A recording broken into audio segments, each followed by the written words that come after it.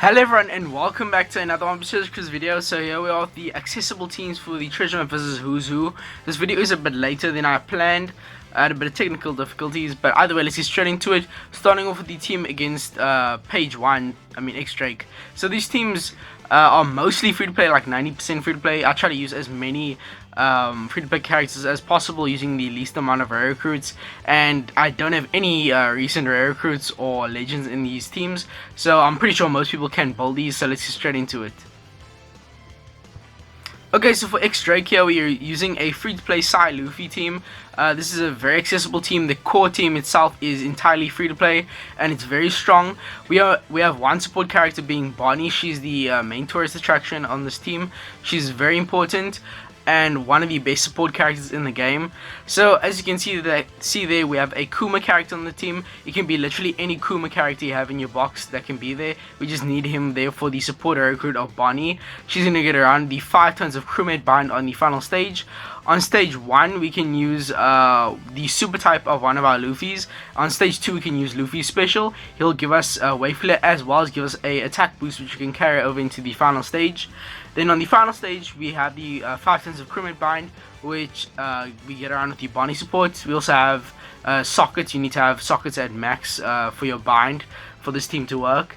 And then finally, we have the unit of Kizuna Shanks. He's going to get around the enemy's threshold as well as give us a chain boundary effect. Then we also have Zoro. He's from the same batch as that side free-to-play Luffy. He's just optional there if you want an ore boost. And then finally, we have PvP recruit Viper. He's a free-to-play character as well, a very old unit. Not a lot of people know about him, but he's just a free defense down conditional attack boost if you have him there. So he's not required, same with Zoro, but they're just going to help you damage a lot. So this team is very strong, 1.75x attack boost and ore boost. We also have a chain boundary effect and a 2 times conditional attack boost. So that's going to be it for this team. We don't have a color affinity, but you could add a supporter recruit for color affinity if you did need it. But let's get into the next team against page 1. Okay, so for page 1, this mini boss is quite annoying on paper when you think about it. But you have 5 plus Kizuna Brook from the recent Kizuna, and he gets around everything on this mini boss. So they make type orbs non-beneficial. And Brook is going to change your orbs into recovery and tandem, so he gets around that. He's also going to get around the 5 tons of attack down. And yeah, that's pretty much it. There's not a lot of debuffs on this team. The most annoying thing to get around is the annoying orbs. But we're just gonna have Brook there as our captain. He's a very solid 4.5x captain, I believe, for slasher and free spirit characters, and he's a boosted character that's gonna be dealing an insane amount of damage to the enemy. We also have a treasure map, Luffy and Ace. They're an excellent character to give you an attack boost and a color affinity. So on the final stage, you just want to activate your Brook as well as Luffy and Ace, and for a very long time that's going to kill the enemy. Also forgot to mention, Brook gives a base attack boost as well, which is pretty nice. Then we also have some optional units there. So Zoro is there for wave clear on stages 1 and 2. Just a very nice character, very fast wave clear. And then on the final stage, we also have Kamazo there from the he's an arena character, and he's just there for an optional orb boost if you need it. But the attack boost and color affinity from Luffy and Ace should be enough. Luffy and Ace is also a boosted character that is Dex and Free Spirit, so they'll be dealing insane damage alongside your Brooks. And then finally, we have a unit there being Lucci. He's an optional unit to activate for a delay conditional attack boost. So this team is very good on damage. It's probably the best out of the mini bosses in terms of damage. This is as good as a normal team, and it's full free to play. So definitely recommend using this if you can and you are looking for an accessible team. But let's get into the next mini boss against Ulti. Okay, so Ulti is probably the most annoying mini boss here, having a defense up of 6, a threshold of 7, a resilience of 6, as well as making our type orbs non-beneficial. So there's a lot of things that we have to get around here, but this team is very solid. It uses a very unorthodox character being version 1 Kaido. Not a lot of people have been using him lately, but he's a very old legend, so I think most people will have him, so I'd still classify him as an accessible character. The other legend on this team is version 1 Kid. Now, this is a more recent character. He's not super recent though, but the thing is, he's kind of a free-to-play character since in literally the last Pirate Rumble season, we got him for free. So you should have him at 6+, even if you are a free-to-play player. So I'd classify him as a free-to-play character. and he's going to get around the 7 turns of the threshold, as well as give us an attack boost. And then we have the optional support of Legend Zoro for a 1.75x orb boost. Don't worry, that's not required, it's just going to help with damage a teeny bit. And then the enemy's resilience, we're getting around it with the Kaido's captain ability giving end of turn damage. Also, Kaido is a -2 cooldown captain, making him super awesome and allowing our Bartolomeo special to be ready. We're going to be using Bartolomeo on stages 1 and 2 to wave clear and give us a chain lock for the final stage. And then on the final stage, we also have Bonnie there. She's just there for her criminal ability, which is going to give us a full board of recovery orbs at the start of the quest, which it does count as beneficial. So with that, we can get around the negative type orbs debuff. And then finally, we have Junpei there, who's going to give the enemy 80% damage, defense up reduction, and proc that with a 1.75x conditional attack boost. So he doesn't get around the defense fully, but he gets around most of it, which should be enough. This team is very good in damage, attack boost, or boost. We have a conditional attack boost. I don't think we have color affinity, but you could probably add another support for color affinity if you did want it. And we also have a 2.75x chainlock from Bartolomeo. So this is a very strong team. I recommend it. Let's get into the final mini boss against Sasaki. For Sasaki, it's actually quite a hard mini boss if you don't have Halloween Ace, which you should have since he was a free-to-play character in one of the recent Pirate Rumble seasons. But I still didn't want to use him since some people might be more newer and don't have him, or they just missed the Pirate Rumble season.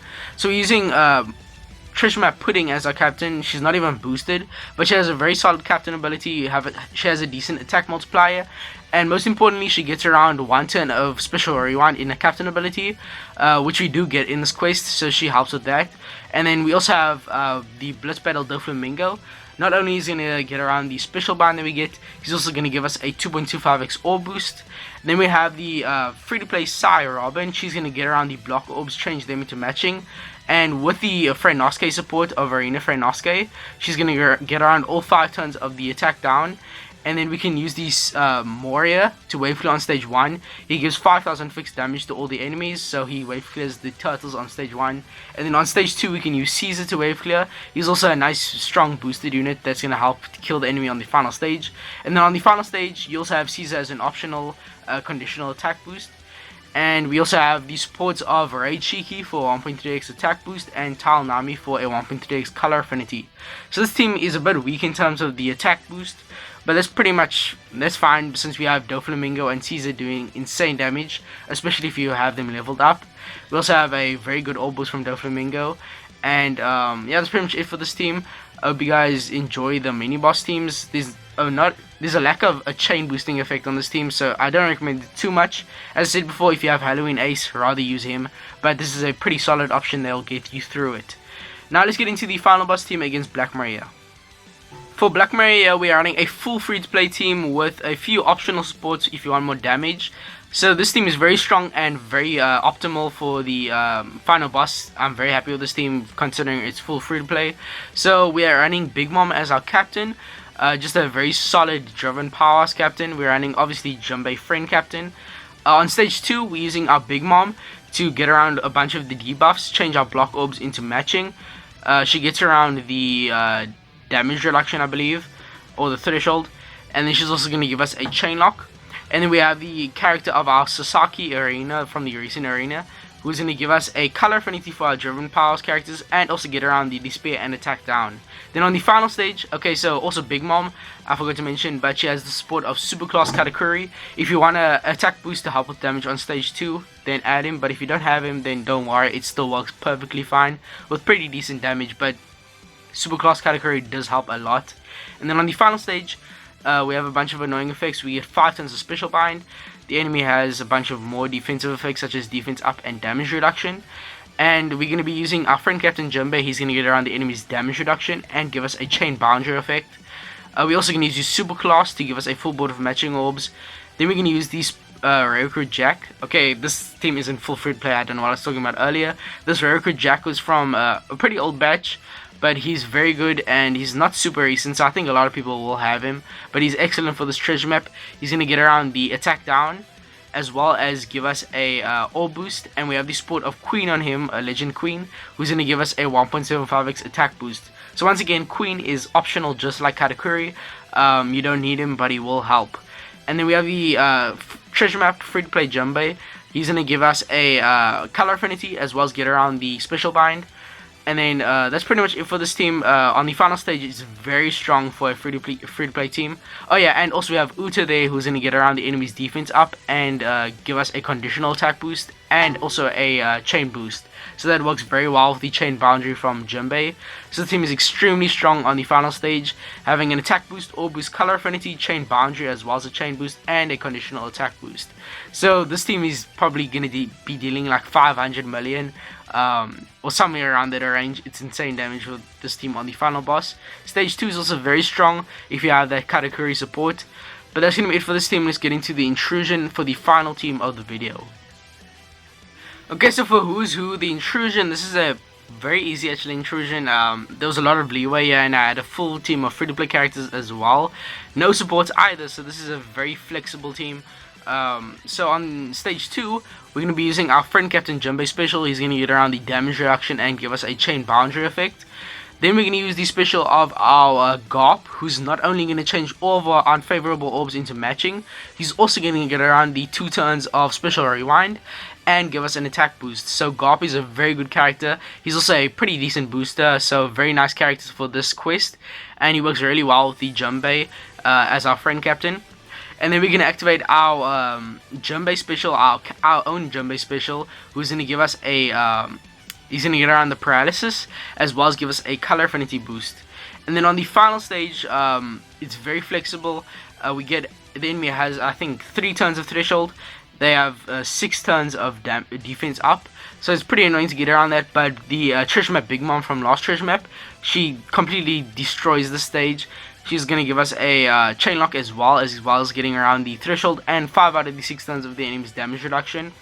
Then we have Frankie, who's a very nice character, getting around the last turn of the enemy's damage reduction and giving us a color affinity. He's also a psi unit, so he works well with our captains. And then finally we have treasure map Zoro, who's going to give us a attack boost as well as an orb boost. So Zoro is literally just there as a stat stick, which just goes to show how flexible this team is. Having Garp there just helps so much on stage 2, and that just makes everything else fall into place. So this team is extremely strong. I hope you guys enjoyed this video. If you have any questions about these accessible teams, ask them down below. But with all that being said, if you did enjoy, make sure to like and subscribe for more content in the future. And I'll see you guys within the next one. Bye.